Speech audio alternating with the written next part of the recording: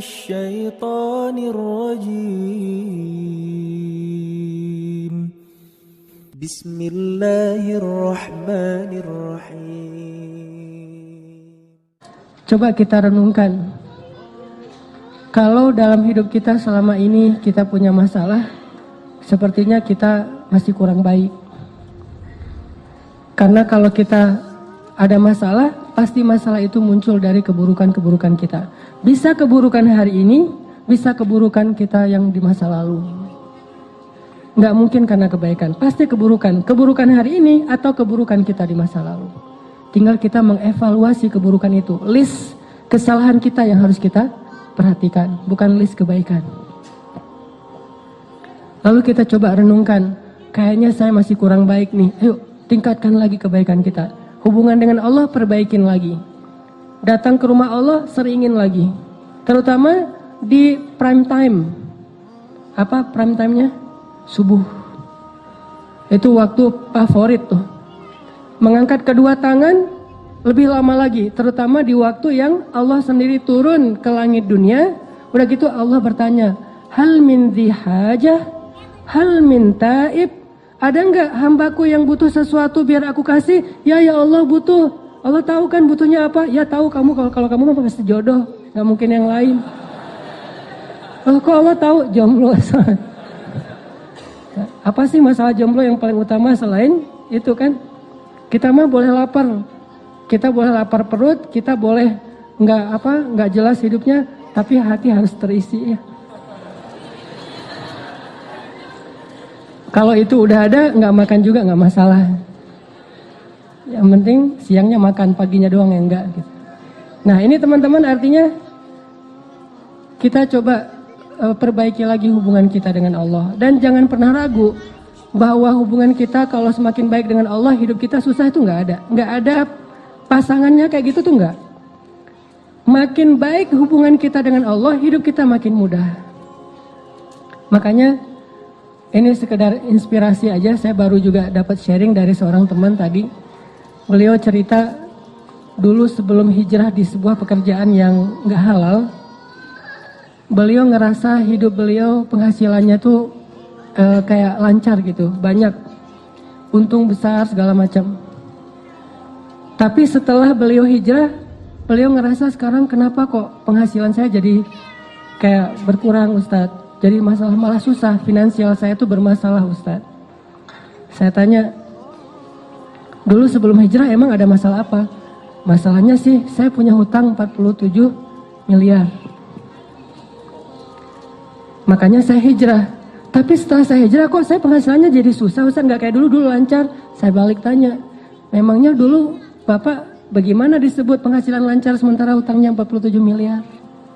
Itu bukan penghasilan lancar, itu bukan rezeki, itu bukan keberlimpahan, itu minus 47 miliar. Sejak hijrah beliau ngerasa penghasilannya susah. Enggak, justru sejak hijrah penghasilan beliau mungkin gak bertambah, tapi minusnya nahan segitu aja, jangan nambah lagi gitu. Pelan-pelan berkurang minusnya. Jadi misalnya 20 miliar, 10 miliar. Dan ini uang semua ini.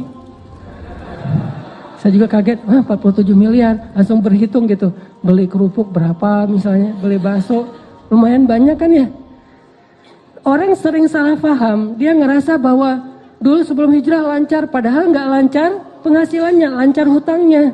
Setelah berhijrah mungkin seret gitu, tapi hutangnya juga seret, penghasilannya Allah akan perbaiki secara bertahap. Kayak orang sembuhnya pelan-pelan. Pertama mungkin hilang dulu panasnya, kemudian mulai hilang radangnya, kemudian mulai lemesnya hilang, udah agak sehat, bertahap. Artinya teman-teman nggak mungkin bersilangan, sehingga kita coba belajar yakin. Wa may yattaqillah pasti yaj'al lahu makhraja. Jadi kalau kita berbuat baik, nggak usah khawatir, kebaikan kita tuh nggak bakalan sia-sia, nggak bakalan. Berdoa nggak bakalan sia-sia. Aduh, kayaknya sia-sia nih saya berdoa nggak ada hasilnya, nggak ada. Ini kayaknya rugi aja nih saya selalu berdoa ternyata nggak ada perubahan, nggak mungkin.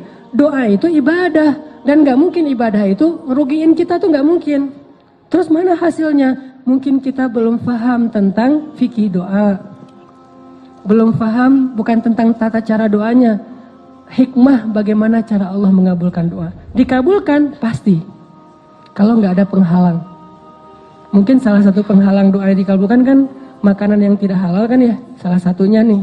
Atau silaturahim terputus. Kalau nggak ada penghalang, doa kita pasti dikabulkan Allah. Cuman kita kadang terlalu memaksakan Allah mengabulkan seperti yang kita pengenin. Padahal bisa aja Allah ngabulinnya sesuatu yang lebih baik dari apa yang kita pengenin. Atau Allah mengabulkan doa kita dengan memberikan kebaikan yang sama nanti di akhirat. Toh kita hidup tuh nggak sekali, kita hidup tuh 2 kali, dunia dan akhirat. Dan bahkan dunia itu kita cuma hidup sebentar, 60-an tahun, dan itu pendek banget loh. Kita nggak pernah ngebandingin sih, makanya nganggap kayak usianya panjang 60 tahun. Coba bandingkan dengan umat kaum Nabi Solih, kaum Ad dan Samud, berapa usianya?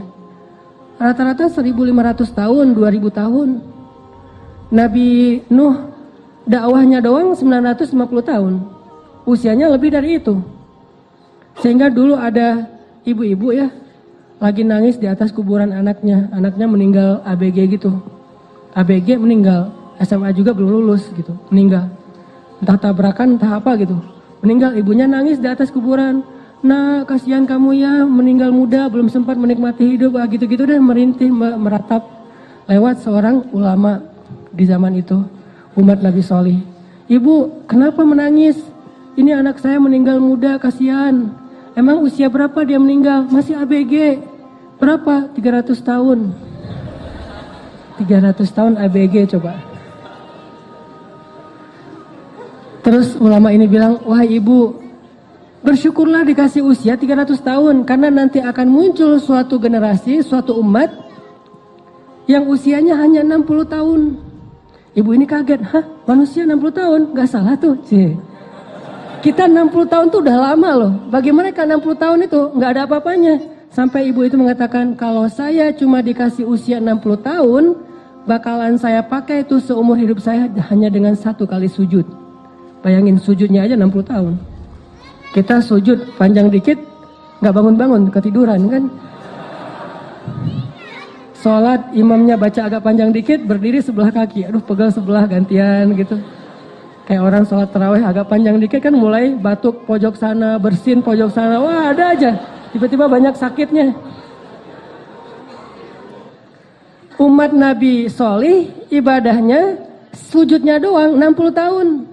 Bahkan Allah menciptakan malaikat setiap hari khusus tugasnya untuk sujud pada Allah. Jadi diciptain langsung sujud dan tidak bangkit dari sujudnya sampai hari kiamat. Berapa jumlahnya? Sehari 70.000 malaikat. Setiap hari Allah menciptakan 70.000 malaikat yang tugasnya itu untuk sujud, memenuhi Baitul Ma'mur, memenuhi langit dunia. Sehingga Baitul Ma'mur itu kata Nabi sesek luar biasa. Saking seseknya, seandainya Baitul Ma'mur itu retak gara-gara dipenuhi malaikat, maka retakan dari Baitul Ma'mur itu akan jatuh ke atas Ka'bah tepat. Penuh dengan para malaikat. Bayangin sehari 70.000. Dan satu malaikat itu ukurannya lebih besar daripada bumi. Bumi di hadapan para malaikat kayak bola kayak bola pingpong kali. Jibril doang. Satu Jibril ketika menyampaikan wahyu kepada Rasulullah, itu kan Jibril dengan wujud aslinya tuh. Kemana Nabi ngelihat ke langit itu ada wajah Jibril. Di situ Jibril, di situ Jibril. Semuanya dipenuhi oleh Jibril. Nabi lari, dipanggil sama Jibril, ya Muhammad, jangan lari, saya Jibril, kamu Rasulullah. Nabi takut karena gak kenal sama Jibril. Tiba-tiba di follow gitu kan sama Jibril. Wah ini siapa nih followersnya? Ngeri lagi followersnya, Jibril. Bayangin Allah menciptakan 70.000 malaikat yang tugasnya cuma untuk sujud.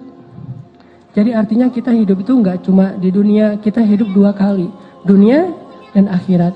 Dan adegan kehidupan akhirat yang kita tahu itu terlalu disingkat oleh kita. Padahal satu ayat itu kalau